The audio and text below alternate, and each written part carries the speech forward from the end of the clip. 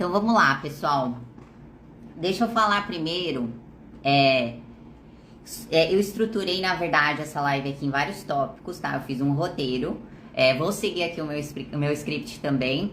E eu quero compartilhar primeiro, gente, segura, aguenta a angústia, tá? Que eu vou fazer todo um desenho desse motivo aqui. Vou trazer, na verdade, todas as bases da constelação para você entender, na verdade, qual que é a importância de você viver o pensamento sistêmico na prática. Porque eu recebo inúmeras e inúmeras mensagens de pessoas que, na verdade, querem uma fórmula mágica, querem um exercício mágico para se livrar do sintoma. E o que eu preciso dizer para você é que o caminho não funciona, não é por aí. Por quê? Imagina o seguinte, né? E a gente vai fazer um desenho aqui do que se trata esse sintoma. Esse sintoma pode ser uma doença propriamente dita, pode ser uma questão, uma dificuldade no teu relacionamento, pode ser alguma questão financeira, alguma dor, algum problema que se manifesta na sua vida. Agora a gente vai entender qual que é a postura dessas pessoas que procuram uma solução mágica. Então, vamos imaginar que o sintoma aparece na tua vida, você vai lá e busca um remédio, tá com um remédio em cima, toma um remédio, toma remédio, se entope de remédio. Aquele remédio, o que aquele remédio vai fazer? Ele vai aliviar o teu sintoma, vai diminuir o teu sintoma, vai muitas vezes fazer o sintoma desaparecer. Mas qual que é o grande problema? Quando você não entende, não compreende a causa por trás daquele sintoma ali e você não muda a sua postura na vida para prevenir que aquilo não aconteça novamente, adivinha só, aquele sintoma muitas vezes retorna amplificado, né? E acaba se estendendo muitas vezes para outras esferas. Então não adianta a gente querer uma solução mágica, não adianta a gente acreditar que a solução tá aqui fora no remédio, tá? A gente precisa entender que nós precisamos ter uma compreensão, a gente precisa expandir a nossa consciência para entender a causa raiz de tudo isso e prevenir, né, que isso não aconteça novamente, modificando as nossas posturas na vida. Eu quero compartilhar com vocês algo muito importante do pensamento sistêmico, que é em cima daquilo que ele se baseia, tá? Então, toda a teoria do Bert Hellinger é desenvolvida em cima de leis naturais da vida, em cima de leis sistêmicas. Por que eu me apaixonei tanto pela constelação? Porque, na verdade, gente, dentro do meu próprio trabalho de desenvolvimento pessoal, eu vim num processo onde eu estudei muito sobre leis herméticas, eu estudei muito sobre essas bases, e para você que não conhece lei da atração, lei do pensamento, todas essas leis universais, eu digo que as leis sistêmicas, elas funcionam da mesma forma. E se você ainda não conhece, eu vou dar um exemplo prático para você, para ficar bem claro. As leis sistêmicas são basicamente como a lei da gravidade. Então, a lei da gravidade é uma lei que existe, é uma lei universal, que você está submetido a ela, quer você queira, quer não. E quando você não obedece à gravidade, você acaba colocando em risco a sua vida. Você acaba, na verdade, tendo efeitos ruins, né? Se você não obedece isso. Só que a lei da gravidade é algo claro, é algo que todo mundo conhece, é algo que a gente já tem imposto dentro de nós, a gente já sabe respeitar isso, só que as leis sistêmicas, muitas e muitas pessoas não conhecem. E qual que é a grande questão? Quando você não tá alinhado com essas ordens, quando você não obedece, né, essas ordens, não respeita isso, você acaba também tendo efeitos negativos na sua vida. E aí, eu quero trabalhar com vocês aqui pelo menos duas ordens aqui que vai ser muito importante em cima desse tema que eu trouxe. E a primeira delas é a lei do pertencimento. Então, essa lei do pertencimento, o que ela quer dizer para nós? Ela quer dizer que todos os membros do teu sistema familiar têm o direito de pertencer a ele, tá? Independente de qual seja o comportamento desse membro, independente do que ele tenha feito, ele tem o direito de ter o lugar dele, ele tem o direito de ser reconhecido e respeitado, ele tem o direito de ter a sua importância dentro do sistema. E aqui, o que acontece? Quando um membro é excluído desse sistema, essa força sistêmica, essa consciência sistêmica, que o Bert vai chamar de consciência arcaica, que é a consciência de grupo, vai buscar restabelecer essa ordem que foi prejudicada, trazendo esse membro de volta. Mas então, por exemplo, vou dar um exemplo aqui, gente. Quer dizer então que se eu excluo o meu pai ou a minha mãe do meu coração, né, a vida vai trazê-los de volta? Não exatamente. Quer dizer o quê? Porque, primeiro, por que a gente exclui um membro? Porque aquele membro, muitas vezes, ele representa uma dor para nós. Então, quando a gente lembra daquela pessoa, né, do nosso pai, da nossa mãe, a gente tem um assunto mal resolvido ali, pode não ser só eles, tá? Pode se estender a avós, pode se estender a outras circunstâncias que eu não vou trazer, que não vem ao caso aqui. Mas o que vocês precisam entender? Todos fazem parte, tudo faz parte, na verdade. E quando eu excluo um membro da minha família, o meu pai ou a minha mãe, do meu coração, na verdade, o que eu tô querendo excluir? Eu quero excluir a dor. A dor que aquele pai, ou aquela mãe, ou aquele avô, aquela avó, me faz lembrar. E o que eu preciso dizer pra vocês, gente? A dor faz parte. Quem não dá lugar pra dor, quem não dá pertencimento pra dor daquela relação ali, o que vai acontecer? Qual que é esse movimento compensatório do sistema de trazer esse membro novamente? Então, imagina o seguinte, imagina que você teve uma relação muito difícil com o teu pai, porque na verdade eles são separados, então seus pais separaram, você tinha mais ou menos 7 anos de idade, você acabou se afastando muito do teu pai, comprando a dor da sua mãe, daquilo que eles viveram no relacionamento, né? Então, muitas vezes, vamos imaginar, essa mãe, ela foi traída ou ela sofreu algum abuso ali no relacionamento, e aí ela faz a caveira desse homem pra você, e você acaba tomando partido. Você acaba entrando naquela visão ali. O que acontece? Essa exclusão vai fazer com que o sistema busque compensar essa falta. Então, muitas vezes, essa pessoa que rejeita o pai, que exclui o pai, ela vai, na vida adulta, buscar homens, buscar pessoas que tenham as mesmas características, os mesmos comportamentos daquele pai ou daquela mãe, tá, gente? Eu tô trazendo um exemplo aqui, mas vocês podem imaginar em todas as esferas. Então, o que acontece? Não adianta eu excluir aquela dor. Por quê? Porque ela vai voltar a ser representada na minha vida para que eu possa integrar isso, para que eu possa dar pertencimento a isso, para que eu possa dar um lugar para tudo isso. Ficou clara essa primeira parte, gente? Isso é um movimento sistêmico do sistema, tá? A lei do pertencimento diz que todos têm o direito de pertencer. Certo?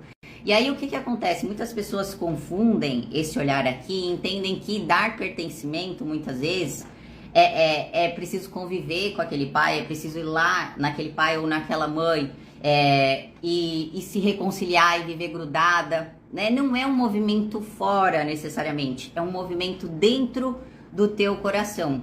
Por quê? Imagina só, não seria muito mais fácil e muito melhor... Agora, em termos de prevenção, tá? Para que o sintoma não apareça lá na frente. Não seria muito melhor que você se reconciliasse com esse passado, com esse pai, com essa mãe, com esse avô, com essa avó, do que fazer esse fato ser representado novamente na sua vida? Fazer algo acordar novamente essa dor em você? Não seria muito mais fácil?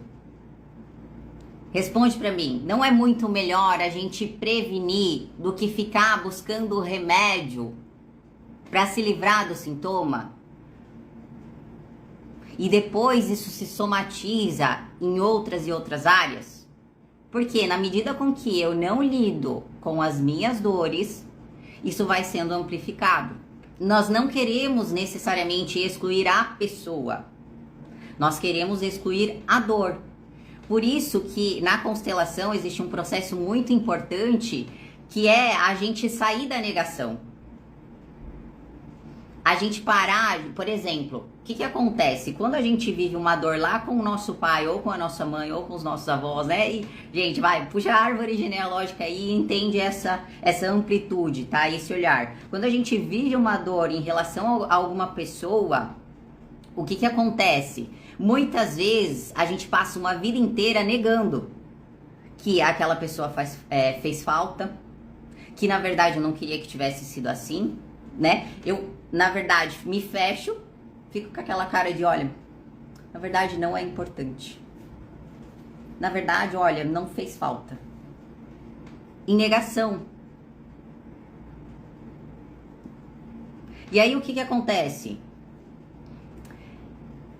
Isso vai gerar um movimento compensatório na sua vida para você poder olhar, para você parar de excluir, para você parar de negar.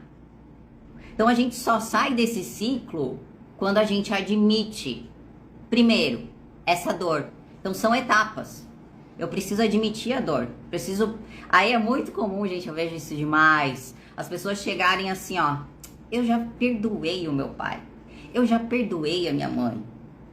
Quanto mais ela enfatiza, mais aquilo tá negado dentro dela. Mais existem camadas e camadas para serem olhadas. Porque, na verdade, a relação com os nossos pais, ela é uma relação muito difícil. Imagina só, você desde a tua infância, sem nenhuma habilidade, nenhum recurso para poder comunicar aquilo que você estava sentindo. E muitas vezes os teus pais sem nenhum recurso para poder acolher aquilo. O quanto que isso gera efeito em nós. O quanto que isso vai representando travas na nossa vida. E se a gente não trabalha essa primeira relação, todas as outras não tem chance nenhuma de dar certo. Porque você projeta. Você projeta a mesma situação nos teus relacionamentos, no teu trabalho, nas tuas amizades. Porque o padrão tá ali. Vamos lá, eu vou trazer mais um exemplo aqui. Eu dei um exemplo, que foi o caso da mulher ali. Eu quero dar um exemplo de homem, tá? Então vamos imaginar o seguinte, vamos imaginar que um homem tem problema com o pai, porque na verdade ele nunca conheceu esse pai. Esse pai abandonou a família, esse pai se excluiu. Esse pai não tinha condições de estar ali, por uma porção ali da alma dele que estava presa em outro lugar. Ok, esse homem nunca conheceu o pai dele. E aí ele entra nessa armadura para não entrar em contato com a dor, para não entrar em contato com a falta que esse pai fez. Ele entra nessa armadura e fala, olha, nem quero falar sobre isso. E nem fala. Ele não acessa. Sabe? Não faz diferença. E aí qual que é o grande problema? Esse homem que está completamente desconectado da sua fonte de vida e da sua fonte de vida masculina. O que acontece? Esse homem vai para a vida adulta desconectado com isso, com essa força de vida que chegou até ele, e de repente ele quer construir uma família, quer ter filhos, e ele sente uma impotência, uma incapacidade, não consigo fazer a vida passar para frente. Por que será? Porque aquilo que veio e que chegou até mim eu não reconheço. Eu não reconheço que o meu pai, apesar de não ter sido presente na minha vida, ele teve força o suficiente para fazer a vida continuar. E eu não tenho. Por quê? Porque aquele fio tá cortado. Entende, gente? Então, a constelação, essa consciência sistêmica, o que ela vai trazer para nós? Como um olhar que, independente dessas dores que aconteceram e que acontecem mesmo na nossa vida, o mais importante é que a vida está viva. E muitas vezes, por a gente estar tão aprisionado nessas dores, muitas vezes negando elas, porque o fato é, as pessoas que não conseguem ter essa força de vida para concluir os seus projetos, para passar a vida para frente de uma maneira literal, inclusive, é porque elas não reconhecem o presente que elas receberam. É porque elas negam, olha, meu pai e minha mãe não me deu o suficiente. Elas acreditam nisso. E elas ficam refém desse olhar. Elas ficam dentro de uma postura vitimista, cobrando inconscientemente desses pais aquilo que faltou para elas. Agora me diz, uma pessoa que vive nessa postura é uma pessoa adulta, que tá no modo adulto autorresponsável, ou é uma pessoa que tá infantilizada, que tá presa nas suas dores infantis? E me diz se uma pessoa que está presa nas suas dores de infância, ela vai conseguir construir algo bom aqui na vida. Não vai. Por quê? Porque de fato ela não conseguiu nem tomar essa vida como dela. Então, Mais uma chave para vocês, anota isso aí. A vida é mais importante. A vida é mais importante de tudo isso que eu vivi. E quando eu falo isso, não é de um lugar, gente, no sentido de desmerecer essas dores, tá? É num sentido de a vida tem uma importância maior do que tudo isso que eu fico remoendo dentro de mim. Só que eu preciso ter uma postura de acolhimento comigo mesma para conseguir admitir tudo isso, para poder sair da negação. Para poder, a gente precisa ter um olhar, né, dos resultados que a gente tem na nossa vida e de tudo que a gente foi construindo como postura e falar assim, olha, infelizmente não deu certo. Infelizmente eu estava errado. Infelizmente o caminho não é bem por aqui. A gente precisa ter a humildade de admitir isso. E aí, gente, a gente chega agora num lugar onde essa dor, ela sai de um lugar pessoal. Então essa dor, ela já não é mais minha. É uma dor ancestral. É uma dor que muitas vezes veio lá de trás e que eu carrego dentro de mim como uma crença e que eu carrego dentro de mim como realmente algo que me aprisiona, que me trava, é limitante. E aí o que acontece? A gente chega num segundo ponto aqui, quando essa dor não é minha e ela é sistêmica e ela faz parte de alguma tragédia ali do sistema, de alguma situação que aconteceu muitas vezes no relacionamento dos meus pais e eu tomo pra mim, a gente chega numa segunda lei aqui da constelação, que é a lei da hierarquia. A gente começa muitas vezes a violar essa ordem. A lei da hierarquia, ela é a lei da ordem. Ela entende que quem veio antes, quem é maior do que você, seus pais, seus avós, todos eles têm capacidade de sustentar e de carregar o seu próprio destino. E muitas vezes, quando a gente é tomado por essas dores ancestrais não digeridas, não integradas, não admitidas, a gente adota esse sentimento como sendo nosso. E aí, qual que é o grande problema? A gente entra aqui numa fantasia de poder. Como assim numa fantasia de poder? Como a gente fica submerso em meio a toda aquela dor não sentida ali, a gente tem uma fantasia de, olha, comigo não vai ser assim. Eu vou vencer na vida. E eu entro numa postura de querer inconscientemente vingar os meus ancestrais. Ai, meu Deus do céu, que problemão. Que problemão. Então vamos imaginar o seguinte, gente. Trazer um outro exemplo aqui pra vocês. Você olha lá pro relacionamento dos seus avós. Como era naquele tempo? Então muitas vezes as mulheres lá atrás, elas tinham um olhar não como iguais aos homens. A gente não tinha essa igualdade que foi a muita luta construída. A gente era vista como menor. As suas avós muitas vezes eram vistas como menores. E aí o que aconteceu? Veio a geração da sua mãe, onde todas essas políticas foram mudando, tomada por essa raiva de querer vingar a própria mãe, de querer vingar, né, aquilo que a mãe não pôde viver, e começa a querer se colocar como maior do que os homens. Porque comigo não vai ser assim. Ou você mesma. Você vê, na verdade, todo esse histórico, né, gente? Porque lá atrás era muito pior. Então imagina só tudo isso que vem como uma carga de tudo o que o sistema viveu e a gente tentando reequilibrar num polo extremo oposto. Então você se torna uma pessoa que, por exemplo, olha, comigo não vai ser assim, porque eu não preciso de homem pra nada. Porque eu sou muito independente. E acontece o que a gente está vivendo agora.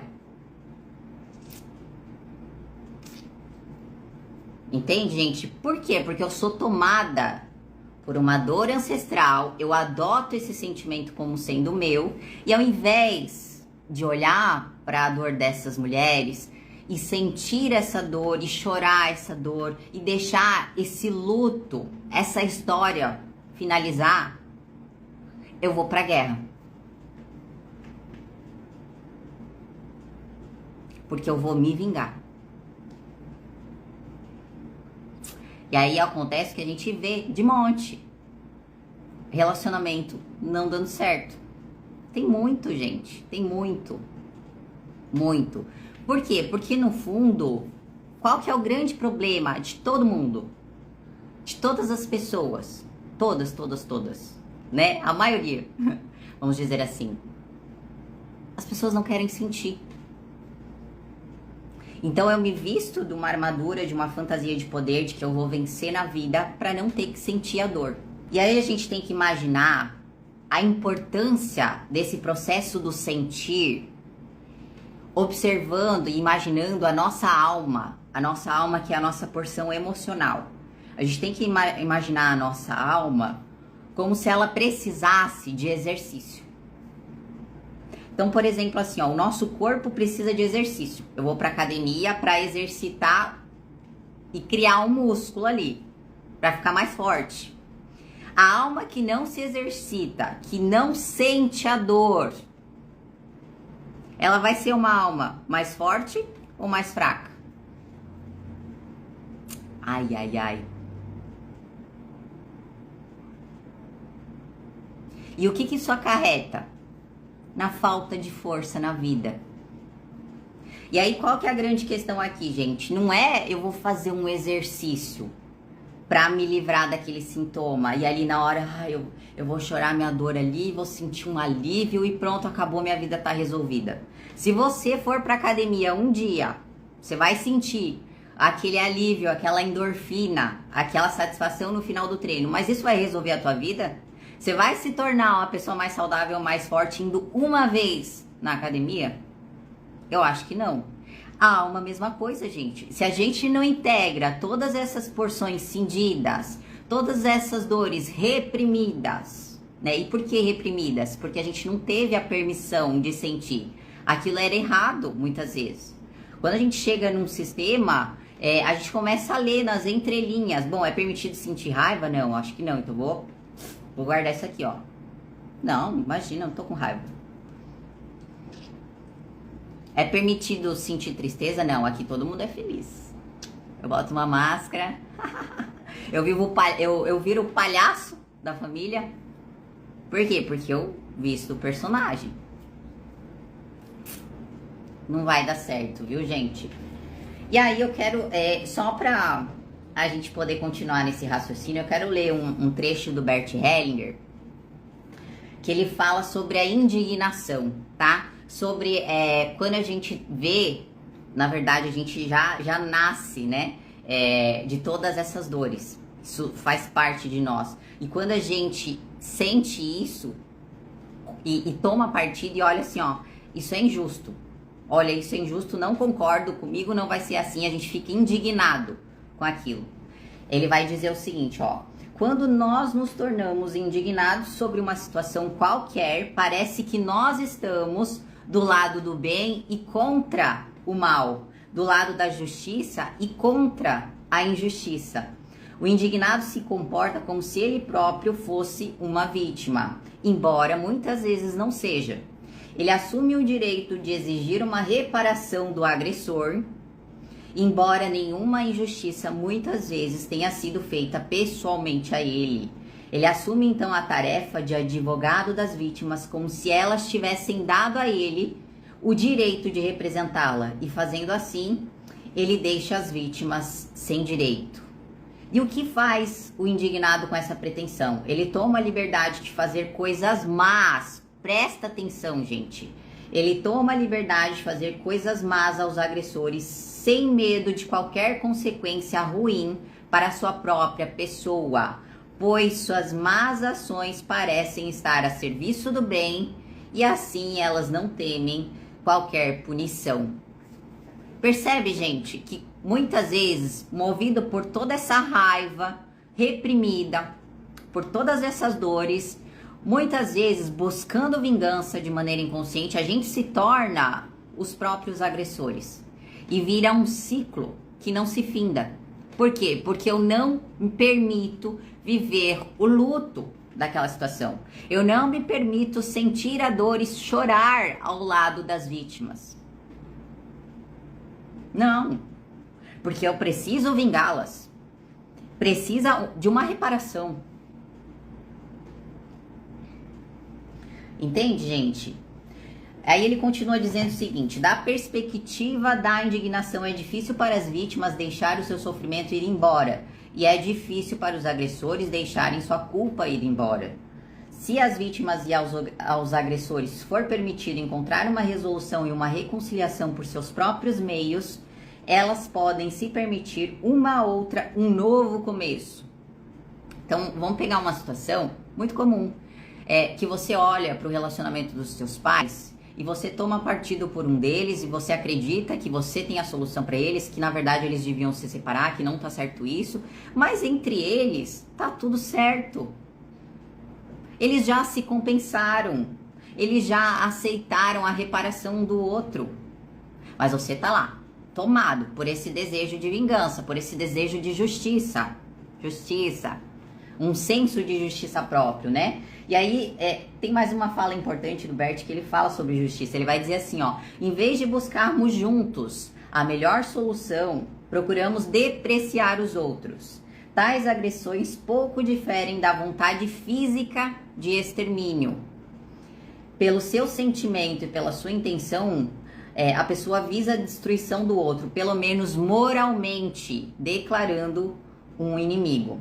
Queremos impedir muitas vezes que o outro, né, às vezes é uma defesa, a gente quer impedir que aquilo que aconteceu com os nossos ancestrais, aquilo que aconteceu no passado dos nossos ancestrais, não aconteça com a gente, só que a gente faz isso de um jeito errado, né? Então a gente quer impedir muitas vezes que esse outro do passado aí torne a nos ferir novamente, nos causar dano.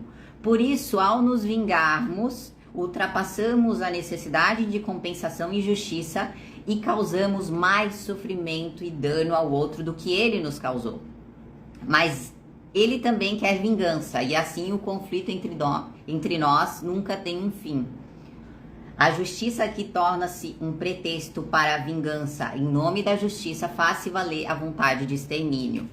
Tá, gente? Então, eu vou trazer um exemplo aqui só para vocês entenderem o quanto que essas dores não sentidas, o quanto que tudo que os nossos ancestrais viveram e que a gente não integra, nos toma a serviço muitas vezes, faz a gente ficar identificado com esse lugar do indignado, esse lugar da pessoa que precisa buscar justiça, que precisa, sabe, se vingar de algo, que muitas vezes você não sabe nem o que, e você acredita, né, que é contra quem você está combatendo, mas na verdade, dentro de você, isso é uma memória, que muitas vezes não é nem sua. Então, vamos imaginar o seguinte, imagina que uma pessoa, ela nasce num sistema extremamente cheio de marcas, então é um sistema com várias situações, assim, muitos abortos, às vezes suicídio, assassinato, coisa pesada, tá? O que mais? Imagina que essa pessoa, os pais dessa pessoa se separou, né? Então ela já sente mais essa dor, que é uma experiência da vida dela, fica com a mãe, sente a ausência do pai, esse pai acaba falecendo, tá? Por alguma negligência. Faleceu por algum acidente lá no trabalho ou algum acidente de trânsito. Esse pai falece. Toda aquela raiva de todo o sistema que não foi sentida, que não foi integrada, toda aquela dor é acordada. Porque isso não é justo. Porque não devia ter sido assim. E a pessoa motivada por aquela raiva, ela vai pra vida.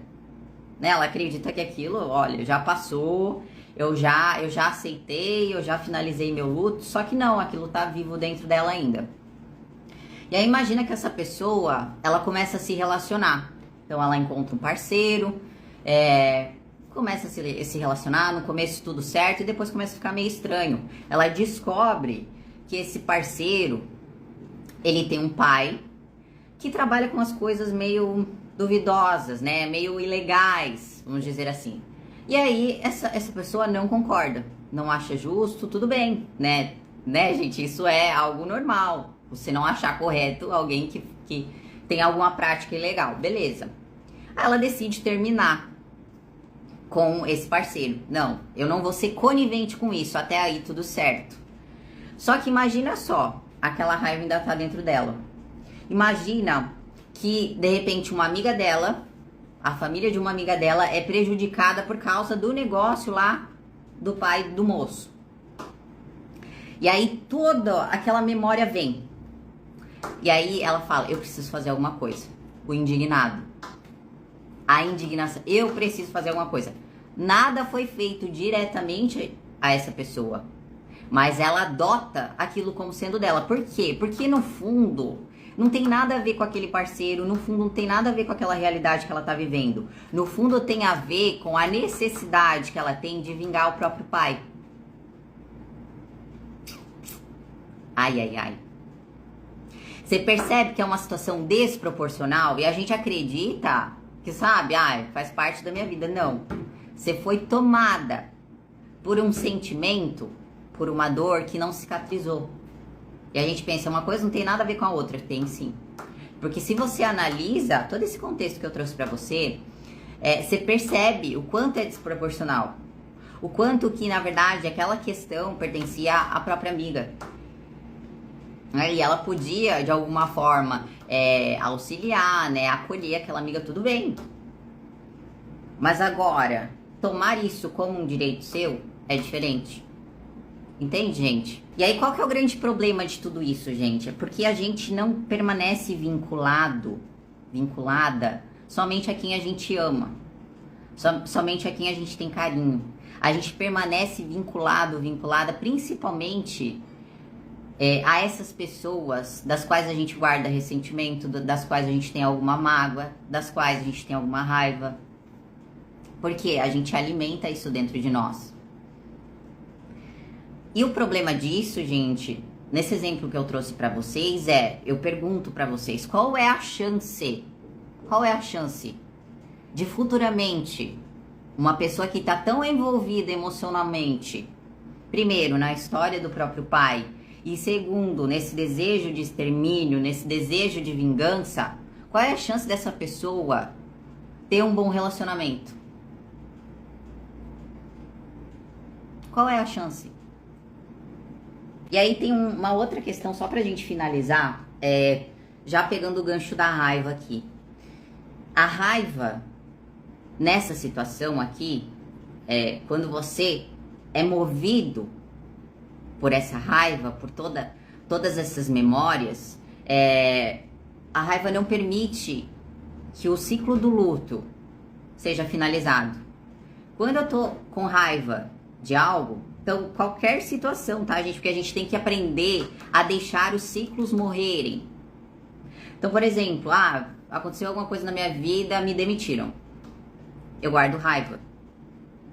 Aquilo fica vivo dentro de mim. Quando aquilo fica vivo dentro de mim, eu não finalizo esse ciclo, eu não vivo o luto desse processo, eu não integro a minha dor, qual é a chance de eu conseguir um outro emprego? E um emprego bom? Se eu ainda tô presa ao passado, se eu ainda guardo raiva do meu chefe, da minha chefe, não tem chances.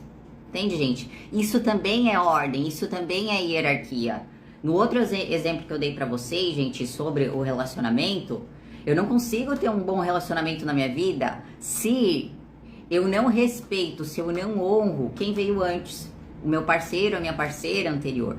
Ai, ai, ai.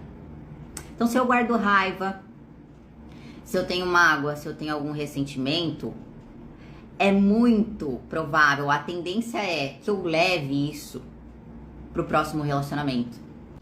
E aí, só pra fechar com chave de ouro aqui, uma frase muito, muito importante do Bert, que ele diz o seguinte: nós estamos liberados do mal quando podemos serenamente deixá-lo ir.